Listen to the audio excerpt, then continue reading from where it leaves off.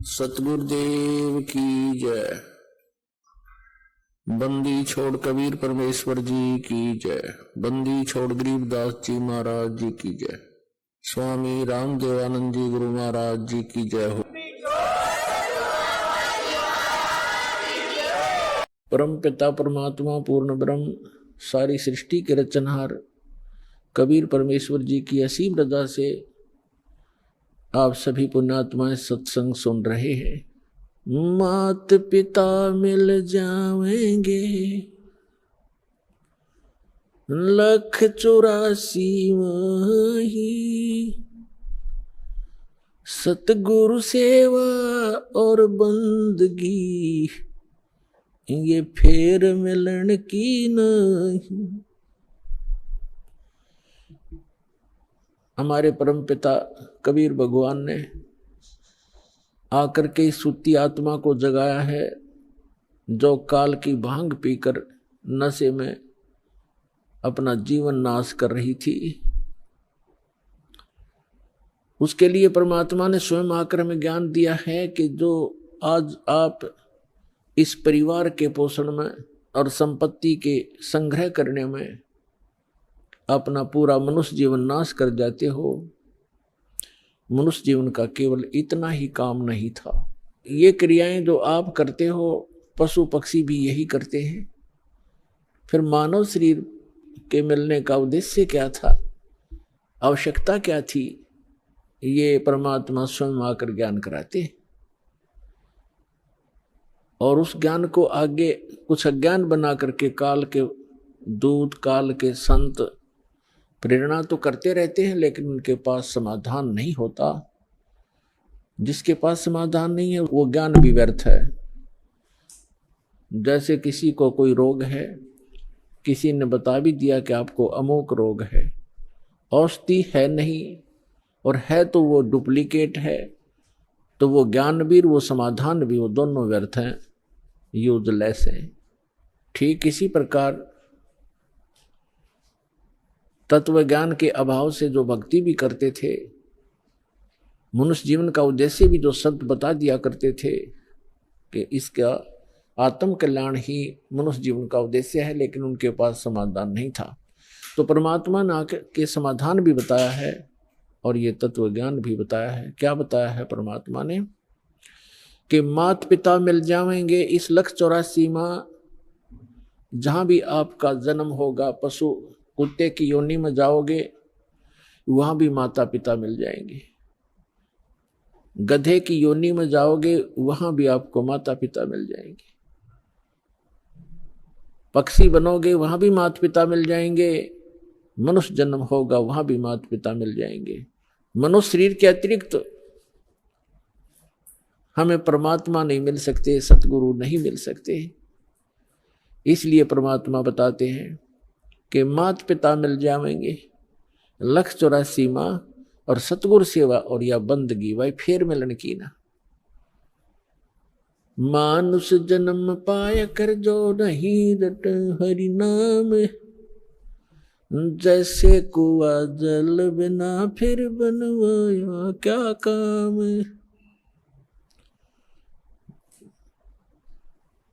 जिस कूप में, जिस कुएं के अंदर जल नहीं है, ऊपर से उसकी कितनी अच्छी चित्रकारी है और कितना चाहे पक्का स्ट्रक्चर है, यूजलेस है वो, उसका कोई लाभ नहीं, उसमें जल नहीं है। तो इसी प्रकार जो मनुष्य जीवन प्राप्त प्राणी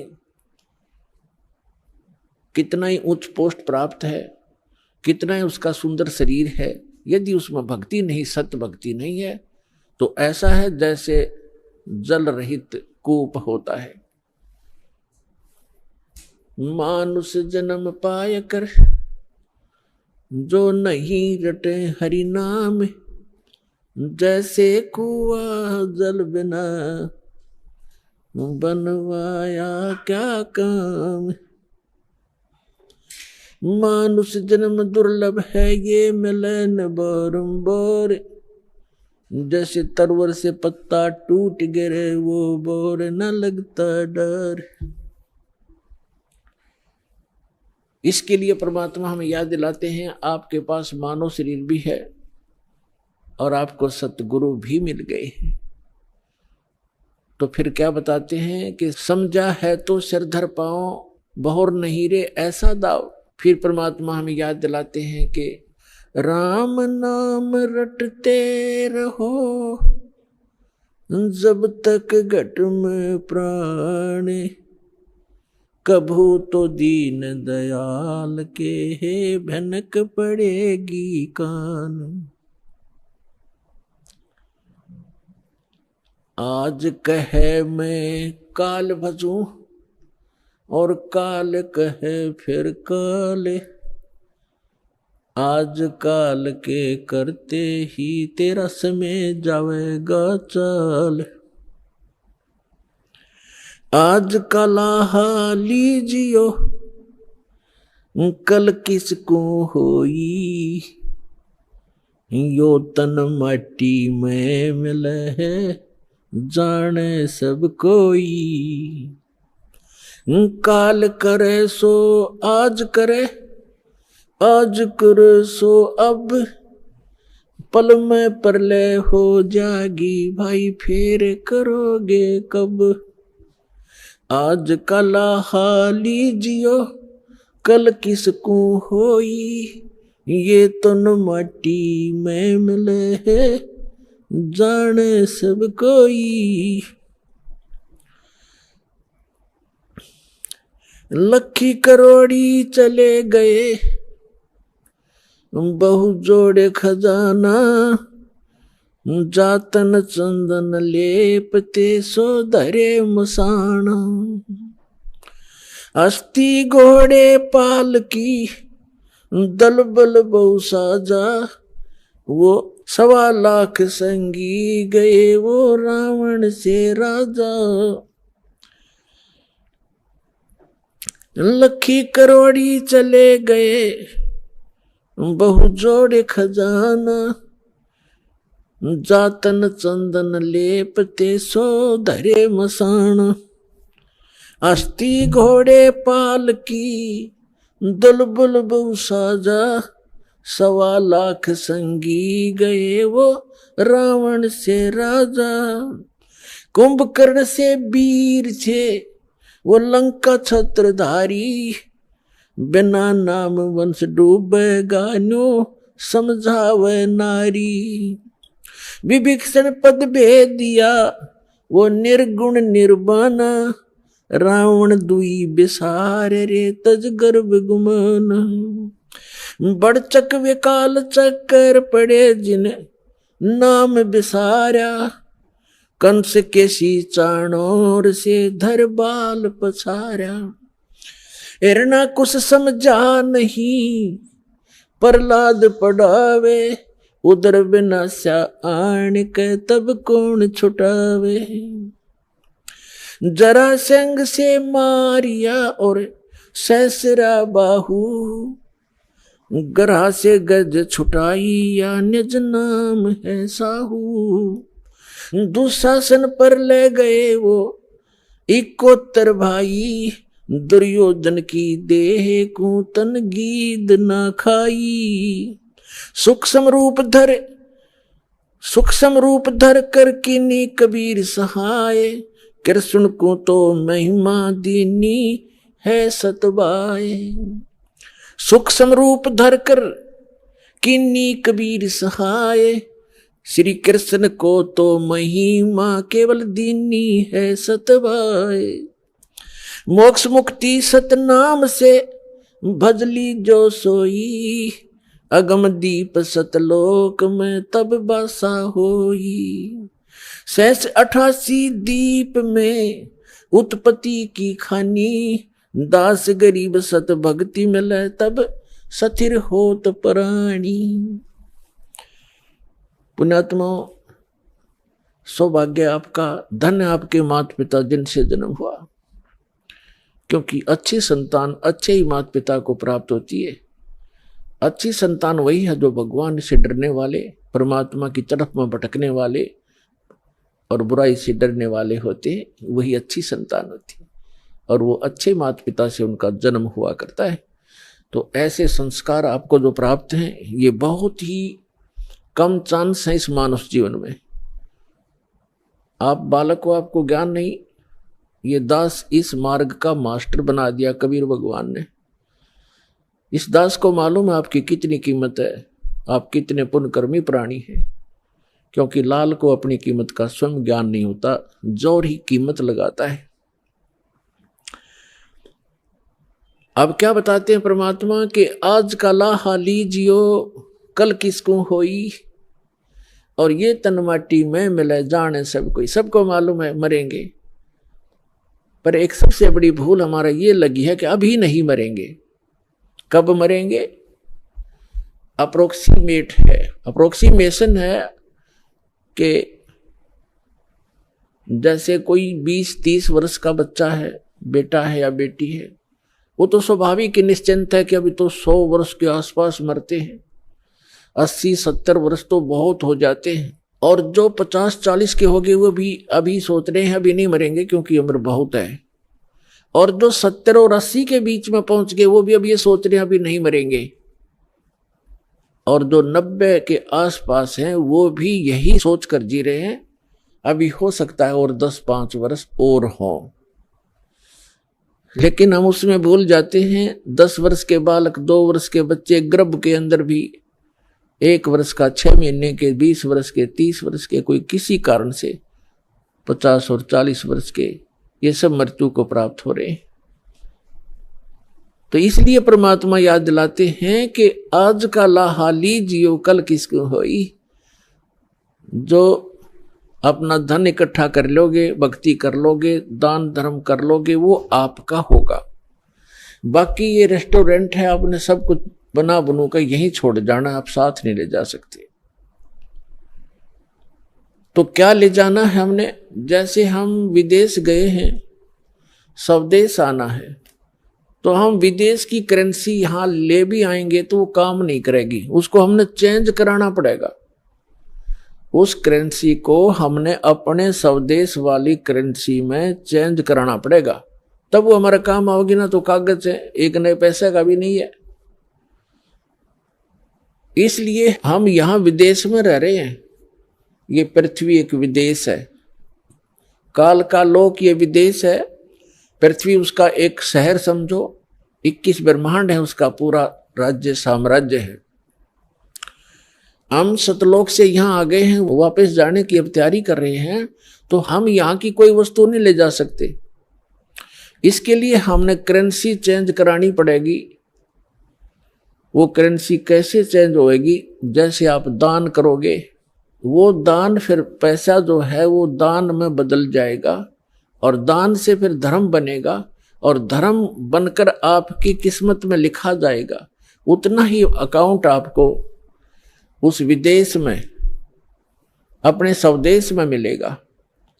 ये आपकी करेंसी चेंज करानी है। तो इसको जितना आप करा पाओगे वो आपका, और जो करेंसी चेंज नहीं करा पाए वो इस काल की यही छोड़ के आनी पड़ेगी आपको। इसके लिए क्या बताते हैं? लखी करोड़ी चले गए बहु जोड़ खजाना, और जातन चंदन लेपते सो धरे मसाना। राजा लोग, सेठ लोग, साहूकार होते थे। जितना व्यक्ति धनी हो जाएगा उतना ही वो कृत घनी बन जाता है। ये माया का गुण है। राजा लोग क्या करते थे? सारे शरीर पर, जैसे आजकल तो एसी चल पड़े, कूलर कालर हो गए, राजा लोग क्या करते थे? चंदन को घिसवाते, नौकर चंदन घिसा करते थे, और गर्मियों के दिन में सारे शरीर पर चंदन लगा लिया करते थे, और शीतलता प्राप्त करते थे उससे। चंदन की लकड़ी का बुरादा, चंदन जो है बहुत शीतल होता, ठंडा तासीर होती है। इसी प्रकार सेठ और साहूकार।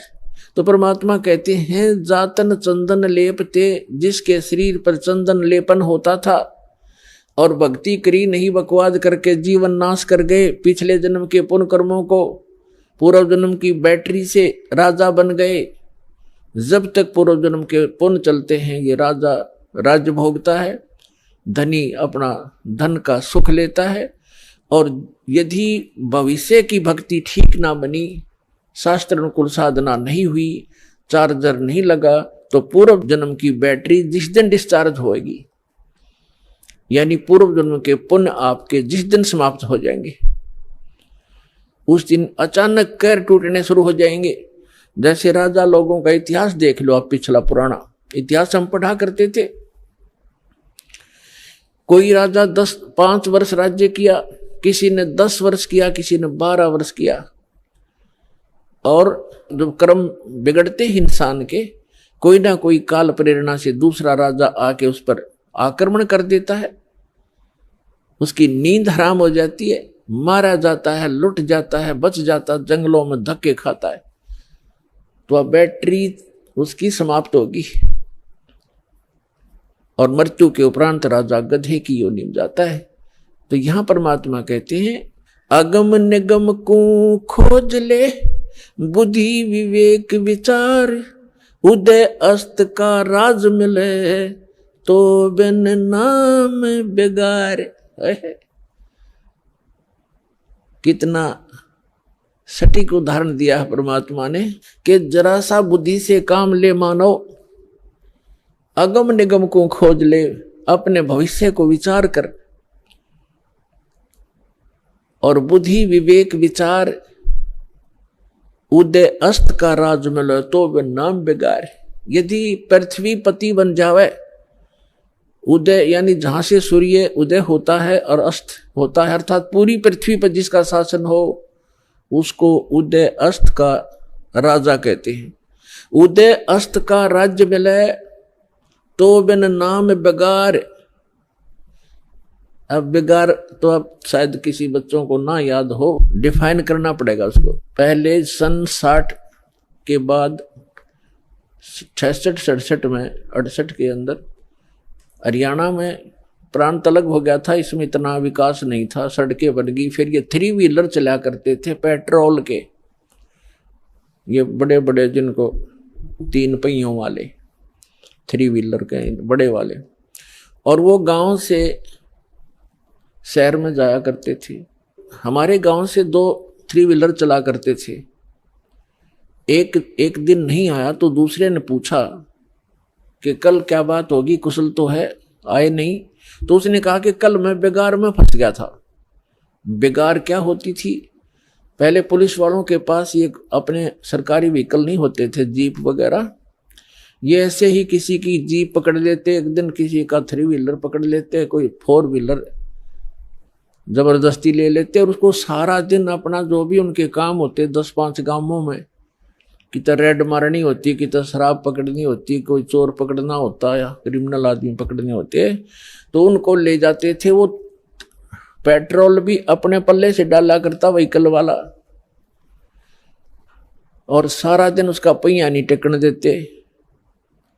आम व्यक्ति को तो ऐसे लगे जैसे बड़ी स्पीड से जा रहा है, कोई अच्छी कमाई कर रहा होगा वो 3 व्हीलर वाला, और वो फंस रहा था बेगार में। तो वो बता रहा था कि कल मैं 200 रुपये अपने घर से लगा कर आया हूं, यानी उस समय के 200 रुपये आज के 20,000 भी मेरे ख्याल में कम होंगे। कहता 200 रुपये का पेट्रोल अपने पल्ले से लगाया, सारे सुबह ले गए मुझे पकड़कर 6 बजे, रात के 11-12 बजे छोड़ा मुझे।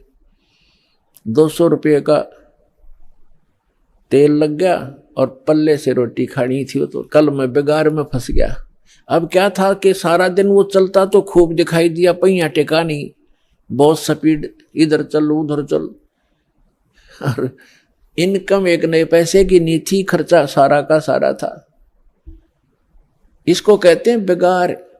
तो जो राजा लोग या सेठ या अन्य कोई भी व्यक्ति समझो, अब जब राजा को ही इसलिए लिया जाता है, बाकी अन्य नागरिक तो अपने आप अपने औकात से परिचित हो जाते हैं। जब राजा भी जो भक्ति नहीं करता, वो भी बिगाड़ कर रहा है, तो आम व्यक्ति भी उससे अपनी तुलना कर सकता है कि जो भक्ति नहीं करता और केवल माया जोड़न में लाग रहा है, तो वो राजा पूर्व जन्म की जो पुण्य कर्मों की कमाई थी, उसके आधार से, उस पूंजी से उसके खूब ठाठ बाट दिखाई देते हैं, जय जयकार हो रही है, जहां जाते हैं माला डालने वाले और जयकार करने वाले हैं, बैंड बाजा बजाने वाले खूब हैं उसके आगे पीछे।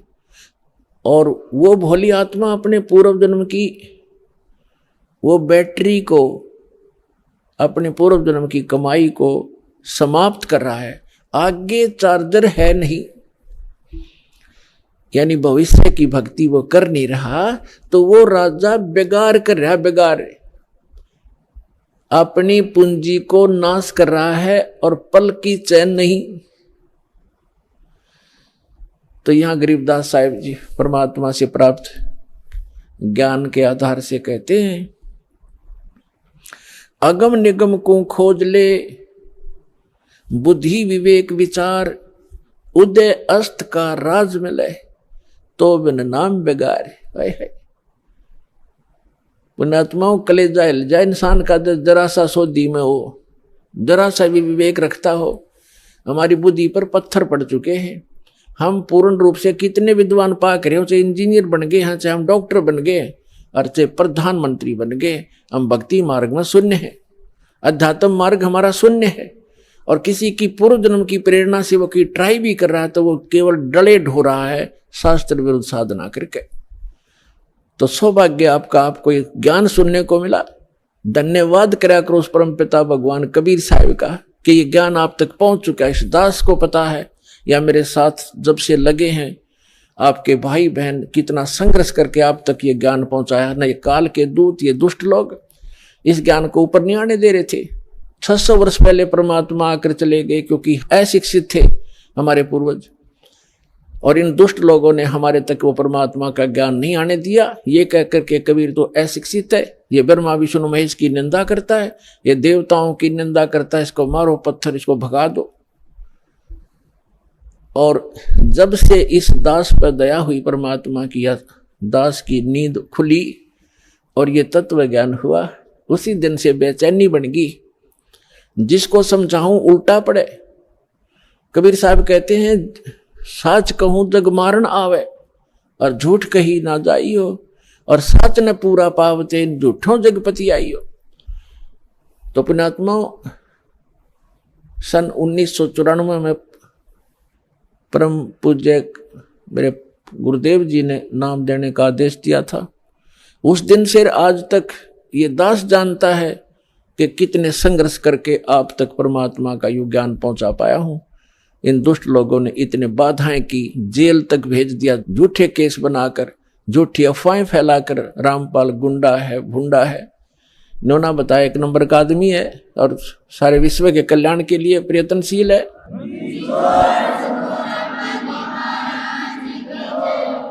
तो पुण्यात्माओं, आप सभी का कर्तव्य बनता है अपने बहन भाइयों तक ये ज्ञान पहुंचाने का। इस मार्ग के अंदर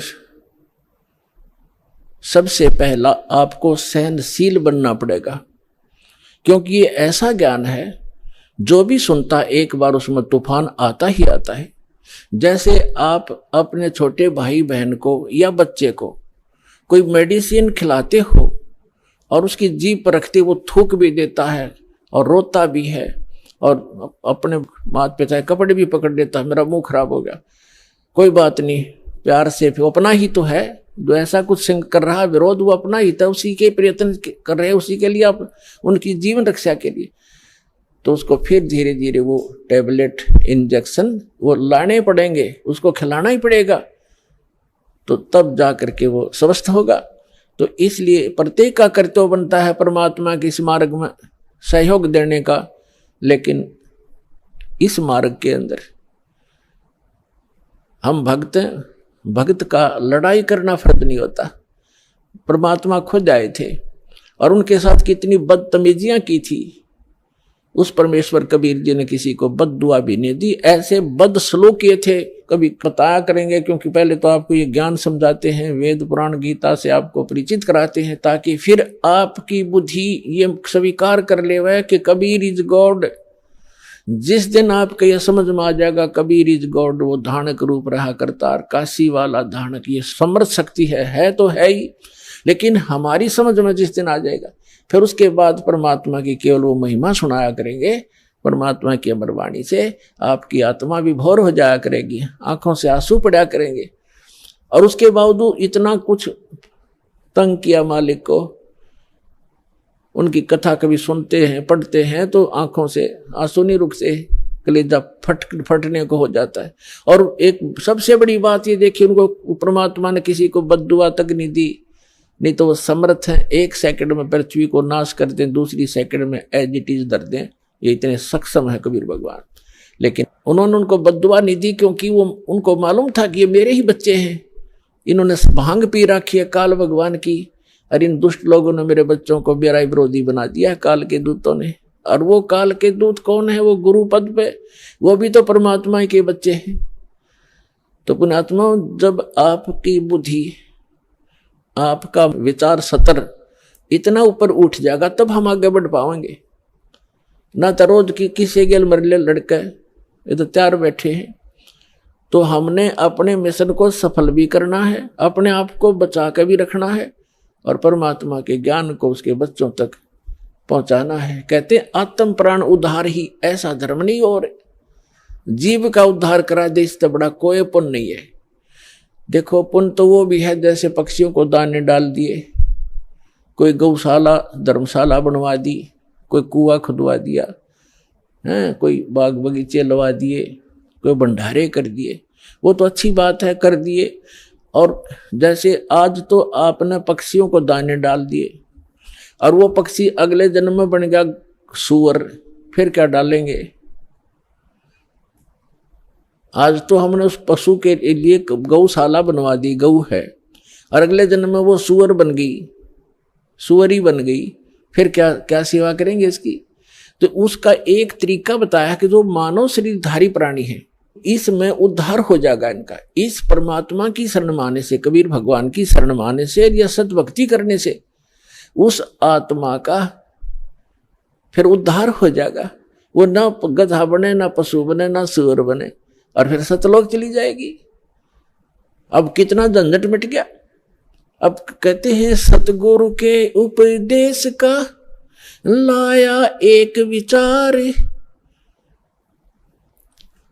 जय सतगुरु मिलते नहीं जाते नरक द्वारे, नरक द्वार में दूत सब करते खेचा तान, उनसे कभू ना छूटता फिर फिरता चारों खान, चार खानी में भ्रमता कभू न लगता पार, सो फेरा सब मिट गया हमारे सतगुरु के उपकार। क्या बताना चाहते हैं कि एक जीव को, एक मानव शरीरधारी प्राणी को और परमात्मा की शरण में ला देने से, ये सतभक्ति प्राप्त करवा देने से उस लाने वाले को इतना पुण्य होगा जैसे करोड़ गौओं को कसाई से कटने से बचा कर और चरागाह में छोड़ देने का होता है। इतना पुण्य उस मार्गदर्शक को होगा जो सतलोक आश्रम बरवाला का राह बता देगा, यहाँ का ज्ञान सुना देगा, उस जीव को यहाँ नाम दिला देगा।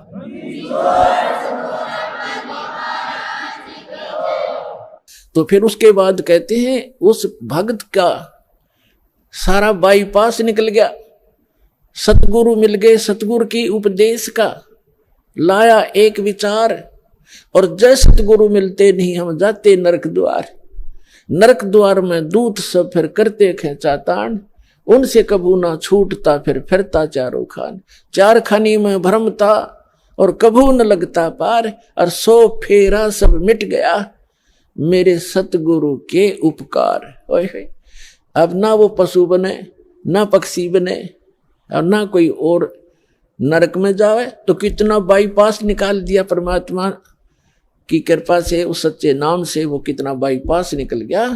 तो इस प्रकार कहते हैं आत्म प्राण उद्धार ही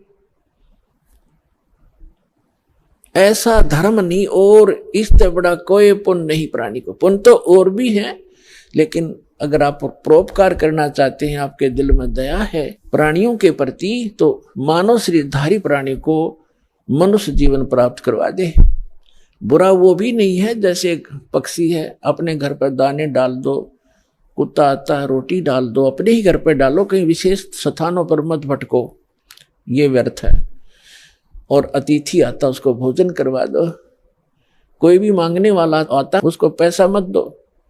कई भक्त कहते हैं ये तो फिर हमारे दिल में दया खत्म हो जाएगी यदि हम भिखारी को पैसा नहीं देंगे।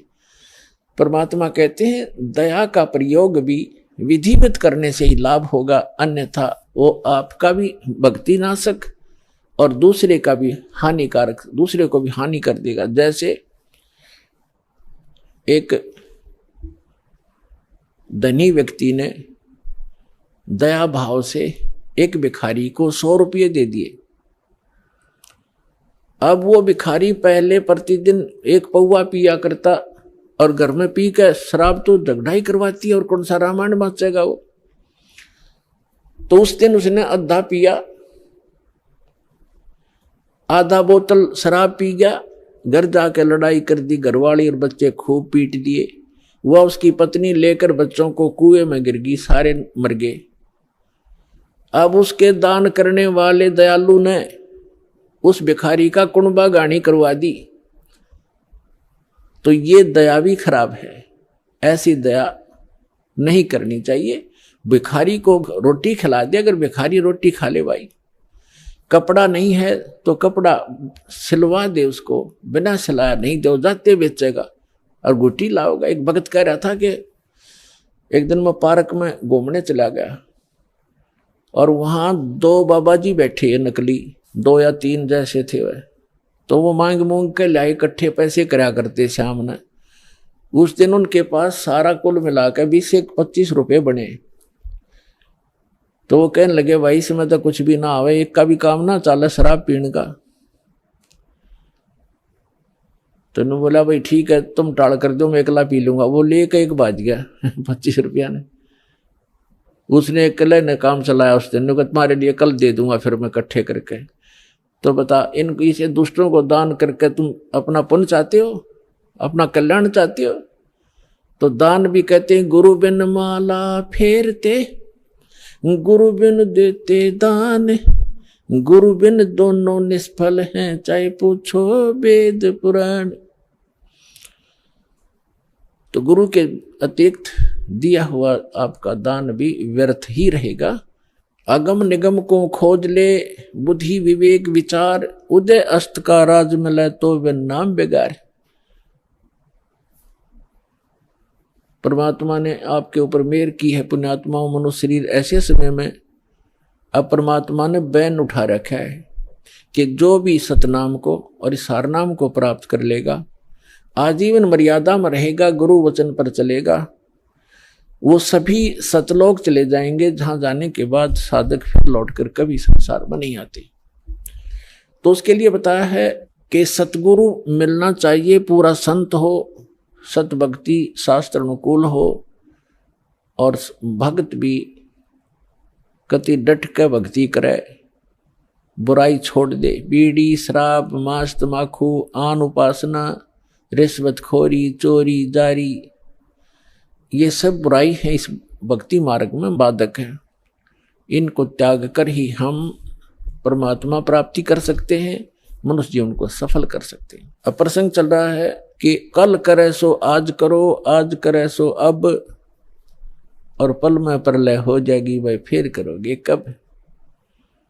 समझा है तो सिर दर पाओ, बहुर नहीं रे ऐसा दाव, आगे गए न बावड़े, रहते भी सब जा, और बिन साहिब की बंदगी कहीं ठोर ठिकाना ना।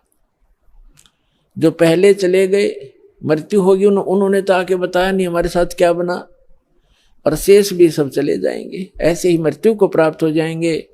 और परमात्मा ने आके बताया है कि वो जो भक्ति नहीं करते वो नरक में जाते हैं। सतगुरु नहीं मिलते, सच्चा संत नहीं मिलते, सतगुरु नहीं मिलते तो जाते नरक द्वार। जय सतगुरु मिलते नहीं, जाते नरक द्वार। है सतगुरु के उपदेश का लाया एक विचार, और जय सतगुरु मिलते नहीं, जाते नरक द्वार। नरक द्वार में दूत सब करते खेचा ताण, उनसे कभू ना छूटता फिर फिरता चारों खान। 4 खानी माने ये अंडरज जेरज उद्बुद ये 4 प्रकार से जो उत्पत्ति प्राणियों की होती है, ये 84 लाख प्रकार के प्राणियों का जो जीवन होते हैं, इनको 4 खानी 4 विभागों में बांटा है, 4 डिवीजन बनाई है इनकी। और 4 खानी में भ्रमता कबू ना लगता पार, सो फेरा सब मिट गया मेरे सतगुरु के उपकार। अब फिर कहते हैं ऐसे सतगुरु की क्या महिमा करूं, 7 समुद्र की मसी करूं, लेखनी करूं बन राय, धरती का कागज करूं, गुरु गुण लिखो न जाए। अपन आत्मा, आप तो बालक हो, आपको तो अपनी बनाई खीर मिल गई, ना दूध में माख फूटी और ना कोई आंच लगी। आपको तो परमात्मा ये बना के धर के गए थे, यो ज्ञान तत्व ज्ञान। लेकिन इन काल के दूतों का ना तो गीता पढ़ने वालों को गीता समझ में आई, वेद पढ़ने वालों को वेद समझ में आए नहीं, पुराण पढ़ने वालों को पुराण समझ में आई नहीं, और कुरान पढ़ने वालों को कुरान समझ में आई नहीं, बाइबल पढ़ने वालों को बाइबल को का ज्ञान नहीं हुआ, और कबीर परमेश्वर की वाणी पढ़ने वाले इन कबीर पंथियों को परमेश्वर की वाणी का इनको समझ नहीं आया। तो ये परमात्मा आपको बना कर दरगे सारा ज्ञान है। वो कहते हैं गुड बेटर बेस्ट, आप वो बेस्ट क्वालिटी की आत्मा हो परमात्मा की, जिनको सतलोक आश्रम बरवाला में ये सतनाम और सारनाम प्राप्त हो रहा है। तो आपके लिए सारा प्रयत्न हो रहा है। अपना आत्मा बैड होता है, बैड तो बैड से गुड भी बन सकता है। जैसे चोर चोरी करता था, यो ज्ञान हुआ, चोरी छोड़ दी, भगत बन गया। शराबी शराब पीता था, शराबी कहलाता था, शराब छोड़ दी, भक्ति करने लग गया, भगत कहाँ आया। तो इसी प्रकार हम बैड से गुड बन जाएंगे, गुड से फिर बेटर बनेंगे, फिर बेस्ट बन जाएंगे। तो बेस्ट बनने के बाद हम सतलोक जाएंगे। तो जिनको सतलोक आश्रम बरवाला प्राप्त हुआ, मर्यादा में रहे, सतभक्ति करते रहे, तो वो बेस्ट क्वालिटी की हंस आत्मा है भगवान की, और उन पर विशेष रजा है परमात्मा की। परमात्मा हमें आकर ज्ञान देते हैं, रह रह कर समझाने की चेष्टा करते हैं। 7 समुद्र की मसी करूं और लेखनी करूं बन राय। किसी भी एक मान ले पेड़ को काट कर रख लो और उसकी छोटी छोटी टहनी बड़े तने सबको चीर चीर कर कलम बना कर रख दे, ढेर लग जाएगा। और परमात्मा कहती उस एक पेड़ की सब कलमों को लिखना शुरू कर दे। धरती जितना बड़ा कागज हो, 7 समुद्रों जैसी इंक हो, स्याही हो, तो कहती ये सब लिखते लिखते कलम घिस जा, 7 समुद्र की इंक भी समाप्त हो जावे। ऐसे सतगुरु के गुण लिखे नहीं जा सकते। अब क्या लिखोगे? एक कुत्ते का जीवन लो, उस कुत्ते के जीवन में क्या क्या कष्ट उसको होते हैं। सारी रात तो भौंकता है, उसकी एक स्वभाव बना रखे, सारी रात भौंक के उसकी आंख कट्ठी हो जा, भूख लगे जोर की, और सुबह वो क्या करता है, किसी का दरवाजा खुलता है गली में, ऐसे देख देख कर सीधा भागता है किधर, रसोई से महक आ रही होती है उसको कोई बासी टुकड़े की, या वैसे ताज़ा बना रहे हो तो दाव लगाकर रसोई में घुसने की चेष्टा करता है। अब रसोई में कौन घुसने दे उसके, या तो लठ मारेंगे या फेंक कर मारेंगे, कोई ना ठहरता है। एक घर में गया, उसका लठ लग गया, फिर ट्या ट्या करता हुआ दूसरे में गया, दूसरे में गया, दूसरे में उसका भाग, उसने कोई टूक मिला, फिर जूत मिला, और उसमें भी लठ लग गया, तो फिर भूख तो उसको लगी है, तो फिर कहाँ जाता है, बाहर खेतों जंगल में जहाँ लोग फ्रेश होकर आते हैं, वहां जा करके फिर वो गोबर खाता है। और पहले वो मनुष्य जीवन में अफलातून बना फिरा था, कहे से भी ना समझ में आवा कि ये दुख हो जाएगा आपके जीवन को। तो पुण्यात्मा सौभाग्य आपका, आपका बात समझ में आ गई कि जो संतों ने वचन बोले वो सारे साचे हैं और आपका कल्याण हो गया।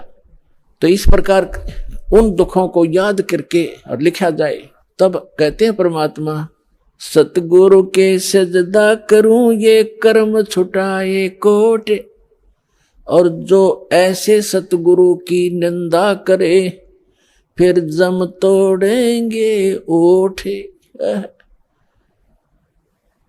परमात्मा अपनी महिमा बताते हैं और अपने दास को जो वो भेजते हैं उसके बारे में बताना चाहते हैं कि सतगुरु के सजदा करूं, कुर्बान हो जाऊं उस संत के ऊपर जिसने कर्म छुटाए कोट, बीड़ी शराब मांस तमाकू भूकी सुल्फाब गांजा भांग और ये चोरी जारी बुराई बकवास छुटवा दी जो हम सने पड़े थे गंदों में, निर्मल किया और फिर सतनाम दिया।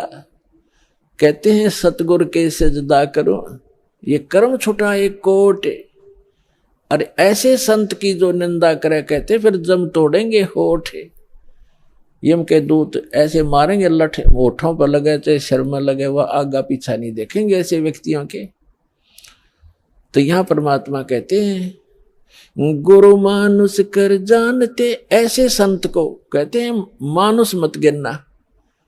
वैसे तो पुण्यात्माओं भगवान तो भगवान ही होता है और वो भगवान वो परमात्मा स्वयं भी आते हैं एज ए गुरु एक लीला करने के लिए। और जब वो स्वयं आए थे उस समय हम यही मार खा गए थे ना। 64 लाख से सोना एक गरीब आदमी का, एक झोपड़ी में बैठ के कपड़ा बुनने वाले व्यक्ति के 64 लाख से हो जाना, ये एक अजूबा है जैसे हमारी बुद्धि काम करती होता है। लेकिन उस समय परमात्मा जिसको भी नाम देते थे, आशीर्वाद देते थे, उनके दुख दूर हो जाते थे, भूत भाग जाते थे। कहते हैं सतगुरु जो चावे सो कर ही, 14 कोट दूत जम डर ही, ऊत भूत जम त्रास निवारे और चित्रगुप्त के कागज पाड़े। ये समर्थ कबीर भगवान है। ये आपके ऊत भूत किसी प्रकार का भी आपके ऊपर 3 ताप का दुख हो, प्रेत बाधा हो, पितृ बाधा है या कोई जिंद बाधा है, अब प्रधानमंत्री के सामने फिर चोर कैसे रुकेंगे? उसके साथ तो बहुत घने बॉडीगार्ड होते हैं। तो जो भक्ति ना करके शरीर छोड़ के वो भगवान के चोर हैं। जिन हर की चोरी करी और गए राम गुण भूल, ते बिदना बागुल किए रहे उर्द मुख चूल। तो ये परमात्मा ऊत भूत जमत्रास निवार है। यम के दूत भी निकट नहीं आ सकते। कहते सतगुरु शरणा आए के। और धर्मराज डर कैसा? धर्मराज कहते ये नौकर हैं यम के दूत जो आकर सताते हैं, चाहे प्रधानमंत्री हो, मृत्यु के बाद बक्कल तार देंगे, पकड़ के ले जाएंगे, टीटवी गले से पकड़ लेते हैं, बाजू पकड़ लेते हैं, घसीट कर ले जाते हैं। जिसके पास भक्ति धन नहीं उससे यम के दूत नहीं डरते। और समर्थ साथ नहीं है तो कबीर परमात्मा ये समर्थ भगवान है, अनंत कोट ब्रह्मांड के स्वामी है। तो यह बताते हैं सतगुरु की शरण में आकर फिर धर्मराज का भी डर नहीं, यम के दूत की तो बातें छोड़ो तुम। तो पुण्यात्मा उस झोपड़ी में बैठे व्यक्ति का और कपड़ा बुनने वाला और उसके 64 लाख से सो जाना, और हमारी समझ में नहीं आए कि ये भगवान है। गले नहीं उतरी कि यूं भगवान हो सकता है। और भगवान सिंगाड़ा होया करे, जिसका सींग शांग लग रहे हो या बंदूक बंदाख ले रखी हो। अरे जो दुख आप पर आपत्ति आई और दूर कर दी मालिक ने, और ऐसी भक्ति दी, आपका सारा सुख दे दिया। सब जो भी शरण में आए थे गिनती नहीं कर सकते इतने सुख दिए दाता ने। और लेकिन उन सिरफरों के बकाए हुए ये कह दिया करते नहीं, यो तो वैसे सिद्ध पुरुष है, कोई सिद्धि शादी जानता है, ये भगवान थोड़ा ही हो सकता है। हम मान्य करते भगवान श्री राम और श्री कृष्ण, जिसके हाथ में तीर सुदर्शन चक्र और हनुमान जी के पास गदा और माता ले रही 8 हाथों में हथियार, तो हम इसे ईशान भगवान मानना थे। यह बुद्धि पर पत्थर पड़ रहे थे, इसी कारण से हम फेल रहे। तो हम उसी समय इसलिए मार खा गए कि हमने भगवान को भगवान नहीं माना। तो परमात्मा एक वाणी लिखकर गए हैं कि गुरु गोविंद कर जानियो, रहियो शब्द समाए, मिले जब दंडवत बंदगी, नहीं पल पल ध्यान लगावे। गुरु जी को गोविंद कर मानना, भगवान मानकर उसके साथ व्यवहार करना, ट्रीट करना। गुरु गोविंद कर जानियो और चलियो आज्ञा मां, मिले तो दंडवत बंदगी, नहीं तो पल पल ध्यान लगा। जब भी आपको मिले दंडवत प्रणाम करें और गुरु जी को परमात्मा मानना। वो खुद तो भगवान थे ही, लेकिन अब अपने दास को भेजा है परमात्मा ने, तो इसलिए कि आपका जो भाव है वो बना रहेगा। जैसे गणित के अंदर एक प्रश्न आता था ब्याज का, ऋण का, तो उसमें मूलधन ज्ञात करना होता था। मूलधन तो होता था वो करोड़ों और अरबों रुपए का। उस करोड़ों और अरबों रुपए के मूलधन को प्राप्त करने के लिए मानना पड़ता है, मान लीजिए मूलधन 100 रुपये। वो 100 रुपये मूलधन नहीं है, लेकिन वो सपोज करना पड़ेगा उस प्रॉब्लम को सोल्व करने के लिए। तो ये समझ लेना पुण्यात्माओं, परमात्मा की वाणी है कि गुरु गोविंद कर जानियो और रहियो आज्ञा माही, मिले तो दंडवत बंदगी नहीं पल पल ध्यान लगाए। अब जैसे आप यहां से जाओगे शरीर छोड़ के, ये तो छूटेगा, आपको मालूम है सबको। हम चाहते तो नहीं है कभी मृत्यु हो, लेकिन या तो होगी वो मालिक के आधार पे है। अब तो आप भक्त हो गए, आपकी मृत्यु तो भगवान कबीर साहब के हाथ में है। आप कहोगे तब होगी, कई बार कह लोगे जब होगी। अब काल नहीं मार सकता आपको, अकाल मृत्यु नहीं मर सकते आप अगर नियम ठीक रखोगे।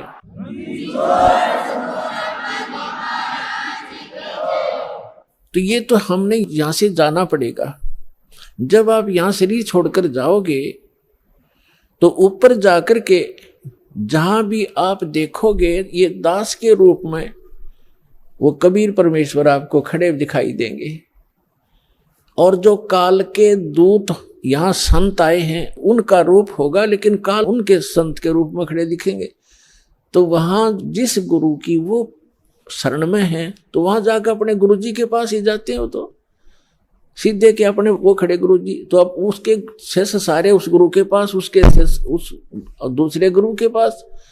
तो वहां काल भी आता है जो उसने संत भेज रखा है इन जीवों का नाश करने के लिए, और परमात्मा आता स्वयं जिसने अपना संत भेज रखा है जीवों का विकास करने के लिए। तो इस दास के रूप में आपको वहां परमात्मा मिलेंगे। आपको एक और हिदायत दी जाती है कि जब आप गुरु जी के पास जाते हो, प्रणाम करते हो, तो उसमें एक अभ्यास बनाओ कि सतनाम का सुमरण अवश्य करें। प्रथम नाम मिला है तो प्रथम का अवश्य करें। जैसे प्रणाम करते करते भी आप एक सांस का सेवन आसानी से कर सकते हो। और उससे क्या होगा, जैसे यहां तो आपका अभ्यास बना रहेगा, भक्ति तो करनी है, तो उससे क्या होगा, जैसे आप वहां जाओगे, एक तिरकुटी, एक इंटरनेशनल एयरपोर्ट समझ लो तिरकुटी, जब वहां पहुंचोगे तो वहां आपको परमात्मा मिलेंगे इस दास के रूप में। और वहां काल भी धोखा देने के लिए इस दास का रूप बना सकता है। तो उसमें आप जी ने सिमरण करना है सतनाम का, क्योंकि वहां जाएगा तो सतनाम ही होगा आपके पास, सारनाम तो होगा ही होगा, सतनाम भी होगा। तो सतनाम का और सारनाम का जाप करना है। तो सतनाम का जाप करने मात्र से, और प्रथम मंत्र भी अगर प्राप्त है, इसमें प्रथम और लास्ट 2 मंत्र हैं इस 7 मंत्रों में, तो ये दोनों मंत्र भी गजब के मंत्र हैं। इनका भी जाप करने से क्या होगा, यदि सामने काल परमात्मा की बजाय स्वयं आकर के दास का रूप बनाकर खड़ा हो जाएगा, इस सिमरण से उसका तुरंत चेहरा बदल जाएगा, उसके ऊपर का आवरण हट जाएगा, उसकी वास्तविकता वो भूंडी शकल दिखाई देगी। फिर आप अपने आप दूर हो जाओगे, फिर इधर उधर देखोगे। अब थोड़ा सा एक प्रश्न सुनाते हैं आपको, क्योंकि सत्संग के अंदर बहुत से हिदायत देनी पड़ती है।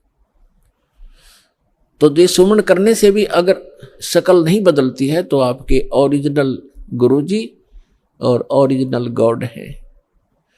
एक समय एक चंद्र विजय नाम का राजा था, उसकी इंद्रमती नाम की एक रानी थी, और वो बहुत भक्तनी थी भगवान की। पिछले जन्म से, पिछले पुण्य से ही अच्छी आत्माएं राजा बनती हैं, रानी बनती हैं, और इतना सुख होकर के भी जो परमात्मा की तरफ में भगवान की भक्ति में लगे होते हैं वो पुण्यात्मा विशेष होती हैं। वो माई जो है उसने एक गुरु बना रखा था, उस गुरुजी ने बता रखा था कि भगवान विष्णु भगवान शिव की भक्ति करनी चाहिए, श्री राम की भक्ति करनी चाहिए, 68 तीर्थों पे जाना चाहिए, 68 तीर्थ करना चाहिए, एकादशी का व्रत रखना चाहिए। अब जैसे एक नियम है, कहते हैं धन चाहे तो दान कर और मोक्ष चाहे भज राम। तो हमने यहाँ इस काल के लोक में रहना है तो धन भी चाहिएगा और राम भी प्राप्त करना है, तो हमने दान भी करना है और सच्चा नाम भी जपना है। अब उसके गुरुजी ने बता रखा था कि बेटी पिछले जन्म में तेने बहुत पुण्य कर रखे हैं, घने धर्म कर रखा है, जिस कारण से तू रानी बन गई। आगे ऐसी ही अच्छा जीवन प्राप्ति के लिए आप साधु संतों को भोजन करा कर बेटा, वैसे तो आए अतिथि को भी भोजन करा दे, उसका भी पुण्य है, लेकिन भगत संत को भोजन कराने का न्यारा फल मिलता है। जैसे आपके पास पशु हैं, भैंस या गाय, एक भैंस या गाय है जो दूध देती है और अन्य भी पशु हैं जो अभी दूध नहीं दे रहे, वो भी अपने पालने ही पड़ते।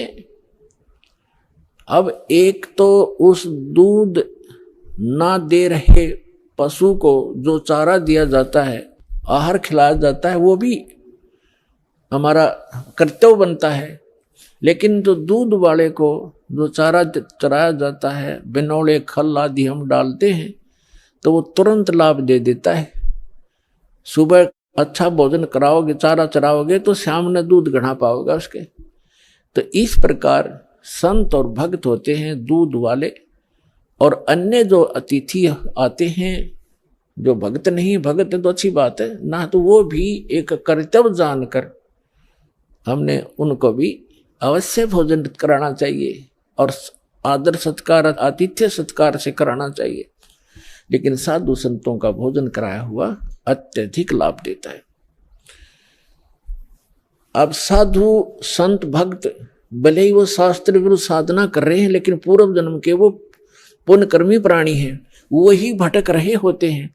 कोई लाल पीले कपड़े पहनता है, कोई दाढ़ी बढ़ा लेता है, कोई मूंड मुंडा लेता है, कोई तिलक लगाता है, जैसा भी उसको मार्गदर्शक मिल गया, क्योंकि उसको परमात्मा चाहिए, चाहे किसी भी भेख बनाने से मिल जाए, वो परमात्मा की तरफ तड़प रहा है। ऐसे कोई व्यक्ति को भोजन कराने से विशेष लाभ होता है, क्योंकि अब तो साधना ठीक है नहीं, लेकिन पूर्व जन्म की कमाई उसकी है, और वो भक्त भगवान का विशेष प्यारा होता है। चाहे आज वो किसी की पूजा कर रहा है, लेकिन वो भगवान कबीर साहब का ही बच्चा है। तो इसलिए ये एक नियम है। इस नियम के आधार से उस संत ने अपनी शिष्या इंद्रमती से कहा था कि बेटा साधु संतों को भोजन कराने से अगले जन्म में भी तू रानी बन जाएगी। अब इनको ज्ञान इतना ही था कि रानी बन जा, रानी कितनी बार बनेगी, फिर गद्दी भी तो बनेगी। वो एक दिन वो समस्या इनका समझ में नहीं आ रही थी, अकिया भी पड़े गले में। ठीक है, जितना उनको ज्ञान था उस रानी को ज्ञान उसने दे रखा था। अब वो अपने गुरु जी के बताए मार्ग पर कति दृढ़ थी। अब क्योंकि वो ऐसी पुण्यात्माएं कबीर साहब के बच्चे हैं, परमात्मा कहते हैं दो जन मेरी शरण है, ताका हूं मैं दास और गेल गेल लाग गया फिरूं, साथ साथ फिरता रहता हूं जब तक धरती आकाश। आपको बहुत बार बताया, क्योंकि ये दातंग मार्ग है पुण्यात्माओं। आपने केवल कथाएं सुनी है, ये राम कृष्ण की, सुदामा और कृष्ण की, बेलनी और राम की, राम रावण की लड़ाई, महाभारत का युद्ध, ये भी एक इतिहास है, लेकिन ये अध्यात्म मार्ग नहीं था। अब ये है संपूर्ण अध्यात्म मार्ग ज्ञान, इसको बहुत प्रकार से समझाना पड़ता है। अब रानी ने जो भी गुरुजी ने बताया था उस पर दृढ़ होगी,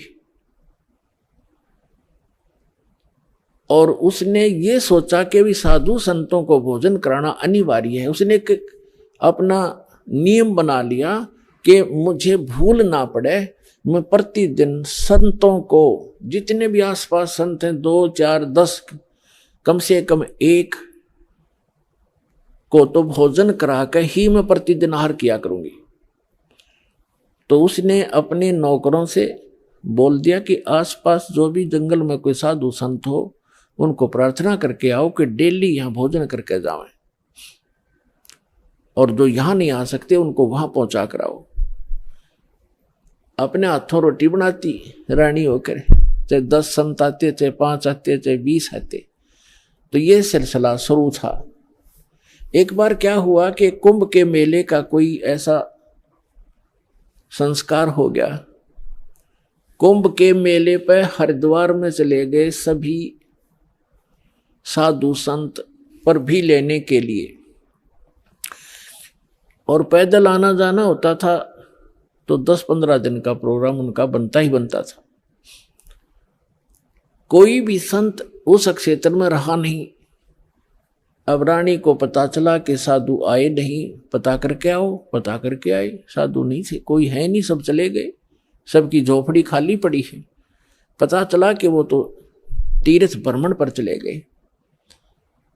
तो रानी ने प्रण कर रखा था, प्रतिज्ञा कर रखी थी कि जब तक खाना खिला लूंगी संत को, मैं आहार नहीं करूंगी। 1 दिन बीत गया, 2 दिन बीत गया, रानी थी भूखी गड़ी, रही नहीं थी। 3रे दिन तो वह कति आंखें बंद करने लगी, अब मरूंगी। उसके पति ने भी समझाई, तो क्यों अपना जीवन नाश करे, खा ले 2 रोटी। तो साधु आओ फिर जमा दिए कि बिजली गिर गई, पर ने बोली नहीं, मर जाएंगी पर मैं भोजन नहीं खाऊं। अब उस पर दुख देखा नहीं जाता, उस परम पिता पे। द्वापर के अंदर परमात्मा करुणामय नाम से आए हुए थे, यही कबीर भगवान, वो समर्थ परमात्मा, अमर पुरुष। चारों युग में आते हैं परमात्मा। कहते हैं सतयुग में सत सुकृत कह टेरा, त्रेता नाम मुनिंद्र मेरा, द्वापर में करुणा में कहाया, और कलियुग नाम कबीर धराया। चारों युग में आया हूं मैं, परमात्मा कहा करते। तो द्वापर में वो करुणा में नाम से आए हुए थे। अब उसने देखा या मरेगी बोली भगतनी, एक साधु रूप बना के परमात्मा वहां दूर सी आते दिखाई दिए, राजा के महल की तरफ ही। रानी ने कहा अपनी नौकरानी से कि बांदी है दासी, यदि तू अपनी रानी का जीवन चाहती है तो देख ले, कोई साधु संत तुझे दिखाई दे जा, नहीं तो आज शाम तक तेरी रानी प्राण छोड़ देगी। अब वो दासी दुखी होकर के ऊपर चढ़ गई महल की अटारी पर, और वो कहाँ देखा बेचारी, उसने क्या देखा कि सामने एक संत रूप में, सफेद कपड़े, दाढ़ी बड़ी हुई, सिर पे छोटे छोटे बाल हैं, आ रहा है एक सिंपल सा साधु, गले में माला टांग रखी। दाता ने थोड़ा ईसा दिखाया कि जानो महात्मा सा भी जच्चा है ना, तो हम महात्मा उनको मानते हैं जिनकी दाढ़ी बढ़ रही हो, लंबे लंबे बाल हो, तिलक ला रखा हो, 5-4 माला डाल रखा